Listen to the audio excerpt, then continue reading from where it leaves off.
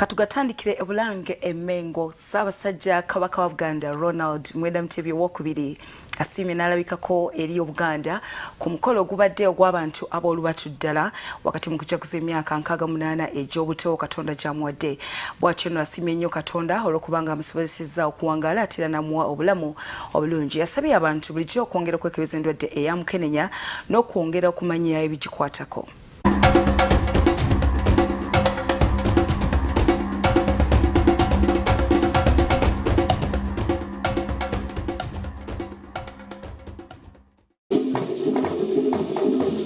Essanyu libuganye abantu Ssaabasajja Kabaka wa Buganda Ronald Mwenda Mutebi II bw'alabiseeko eri Obuganda ku mukolo gw'okuzza amazaalibwa ge ogubadde mu Lubiri e Mengo. Kabaka ayaniriziddwa abantu abayitiddwa ku mukolo guno bakira abamuyimbira oluyimba olwa Happy Birthday.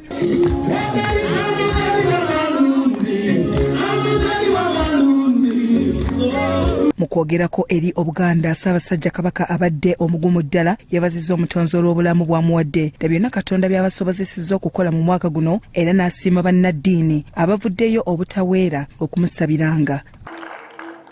Twebaza omutonzi olw'obulamu n'ebyo byonna by'atusobozesezza okukola mu mwaka gwe tuyiseemu. Mu ngeri y'emu twebaza abakulembeze b'eddiini ez'enjawulo abaateekateeka okutusabira olw'amazaalibwa gano. Mwebale nnyo, mwebale ddala. Twebaza n'abo bonna abaatuweereza obubaka n'ebirabo awamu n'okutusabira nga basinziira yonna gye bali. Mwebale.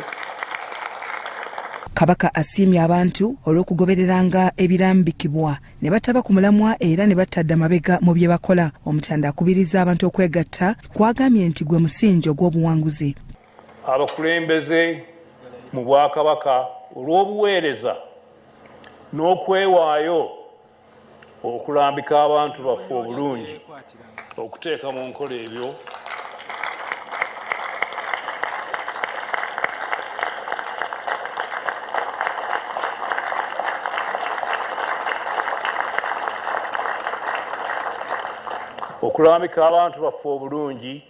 okuteeka mu nkola ebyo byonna bitwettanira.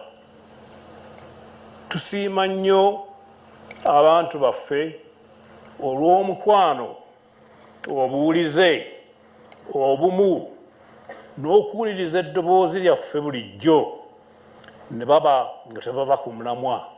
Ekyo bakikola nga tebavudde ku mulamwa oba okuddirira mu ngeri yonna. Kabaka asinzidde ku mazaalibwa ge n'asaba abantu okwekuuma ekirwadde kya siriimu, okwejjanjabisa n'okuva ku bintu nga sigala, emmindi n'ebirala.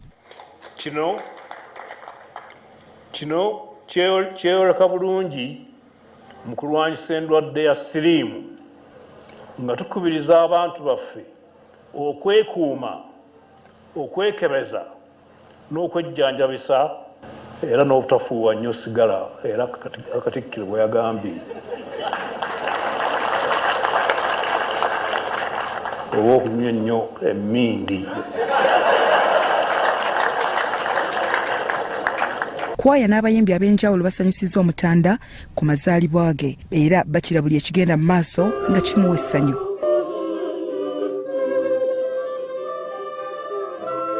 Katikkiro Charles Peter Mayiga akubiriza abantu okwewala ebitamiiza, okukola dduyiro n'okufuba ennyo okwesonyiwa emmere eyinza okukosa obulamu bwabwe. Tubalabula mu kabi akali mu kulya ebiwoomerera ennyo ebirimu omunnyo omungi, amasavu, okunywa omwenge oguyitiridde ate n'okufuweeta seggereeti. Era tubakubiriza n'okulya emmere entonotono ate okukola dduyiro kati gwe musono bangi gwe bettanira. Byonna Ssaalongo obituyigiriza era abantu bakulabye enfunda nnyingi nnyo ng'okola dduyiro. Kabaka yandisobodde okuba n'ekifo w'akolera dduyiro Buganda ne butamulaba naye abeera atusomesa kye tuteekeddwa okukola.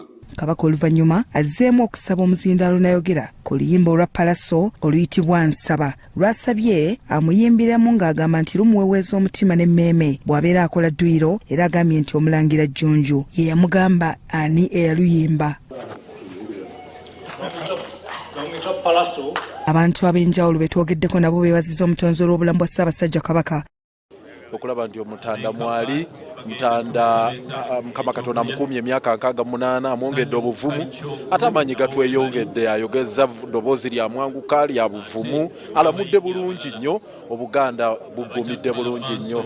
Tusiimye nnyo, tusiimidde ddala, tweyanzizza Omukama Katonda era tusaba amutukuumira ebbanga lyonna asobole okutulambika kubanga kye kitikkiro kyaffe bwe bumu bwaffe. Era nsaba abantu abali eyo mwenna mukole nga musumba wange Alozias Bujingo ye mu kifo ky'okwogera obwogezi saala era saala mumanyi lwaki tuli wano. Essaala za musumba wange Alozias Bujingo zaasabira Ssaabasajja Kabaka n'Obuganda.